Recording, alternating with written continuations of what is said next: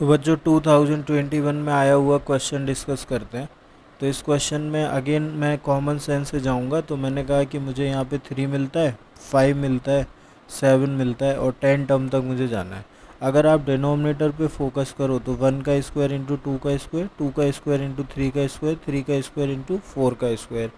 मैं क्या करना चाहता हूँ, मुझे माइनस जनरेट करना है क्वेश्चन में, क्योंकि माइनस जनरेट किए बिना हम सॉल्व नहीं कर सकते, टर्म कटेंगे नहीं। तो माइनस जनरेट करना है, कुछ इस तरह से करना है कि मैं 1 और 2 के फॉर्म में 3 को लिख पाऊँ। तो मैं ऐसे आपको बोल रहा हूँ कि 3 को मैं लिख सकता हूँ 2 का स्क्वायर माइनस 1 का स्क्वायर। ठीक है, ये मैंने ट्राई किया। 5 को मैं क्या लिख सकता हूँ, 3 का स्क्वायर माइनस 2 का स्क्वायर। 7 को मैं क्या लिख सकता हूँ, 7 को मैं लिख सकता हूँ 4 का स्क्वायर माइनस 3 का स्क्वायर।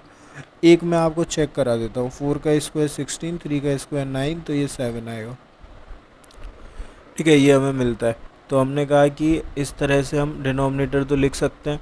तो अगर हम डिनोमिनेटर लिख सकते हैं तो मैं 3 को लिख रहा हूँ 2 का स्क्वायर माइनस 1 का स्क्वायर, और नीचे मैंने लिख दिया 1 का स्क्वायर इंटू 2 का स्क्वायर। फिर अगला टर्म मैंने लिखा 3 का स्क्वायर माइनस 2 का स्क्वायर, और नीचे आ जाएगा 2 का स्क्वायर इंटू 3 का स्क्वायर, ये आ गया। अगला टर्म हमें मिलेगा 4 का स्क्वायर माइनस 3 का स्क्वायर, और नीचे आ जाएगा 3 का स्क्वायर इंटू 4 का स्क्वायर। इस तरह से चलेगा और हम आगे जाते जाएंगे।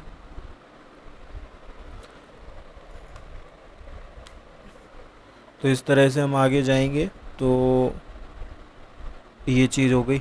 ठीक है, तो हम आपको जो हमारा 10th टर्म हमें लिखना है वो मैं आपको लिखने का ट्राई करता हूँ कि हम लिख सकते हैं नहीं। तो जब 10th टर्म की बात आएगी तो फर्स्ट टर्म को आप ऑब्जर्व करो। तो इसका डिनोमिनेटर में 1 का स्क्वायर इंटू 2 का स्क्वायर, फिर इसमें 2 का स्क्वायर इंटू 3 का स्क्वायर। तो सेकंड टर्म में 2 आ रहा है और 3 आ रहा है, थर्ड टर्म में 3 आ रहा है एंड 4 आ रहा है। तो जब हम 10th टर्म की बात कर रहे होंगे तो मैं डिनोमिनेटर तो लिख ही सकता हूँ। डिनोमिनेटर आ रहा होगा 10 का स्क्वायर इंटू 11 का स्क्वायर। ठीक है, और इसके अकॉर्डिंग हमने न्यूमरेटर लिखना सीख लिया। इसके अकॉर्डिंग अगर हम न्यूमरेटर लिखने जाएंगे तो वो हमें क्या मिलेगा, 11 का स्क्वायर माइनस 10 का स्क्वायर।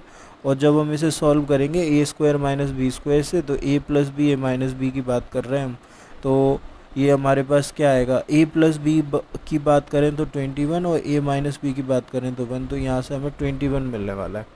ठीक है, तो इस तरह से हमने सीरीज़ कंप्लीट कर ली है। अभी हम इसको सेपरेट करेंगे।